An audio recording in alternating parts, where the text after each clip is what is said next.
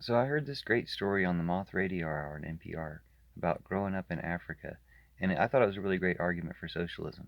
And I'll summarize the story real quickly. I took too long in the story in my last video, but basically, he wins a soccer ball from a Coca-Cola bottle, and he's like the only person in the area who has a soccer ball, and he ends up parlaying having the soccer ball into being able to attend school. So he's like, this soccer ball changed his life. And it's a really cool story. Check out the Moth NPR to listen to the story. But it made me think how much something that's not that expensive um, can change somebody's life. And this can happen in many different ways. But he was saying that they made soccer balls, or made, the balls they played with out of banana leaves and rags, and they didn't bounce. So having a soccer ball that bounced was a really big deal, and it made a big difference. But it's also an analogy for something that's not that expensive that can make huge differences in people's lives.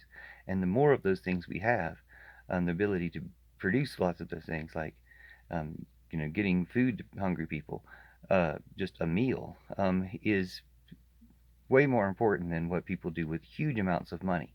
Now, we need to do things with huge amounts of money too. This is something we could be doing basically to activate human potential and just improve people's lives all over the world. Not that everybody needs a soccer ball, but where that could help, it wouldn't be as expensive as a lot of really expensive stuff we do. Now, put it in perspective for me to hear that we spend in America $168 billion a year on our pets, which is great. I love our pets. We love our pets, and it's great that we can do that.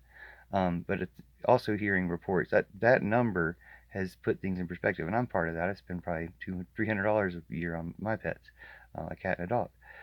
Well, maybe more than that. There's a lizard. So anyway, the point being that when they spent $20 billion to jumpstart the green economy by allowing banks to lend money that they're hoping will attract 7 times more private investment, on and on, big money. That's still, that $20 billion is a seventh of what we spend on our pets in one year.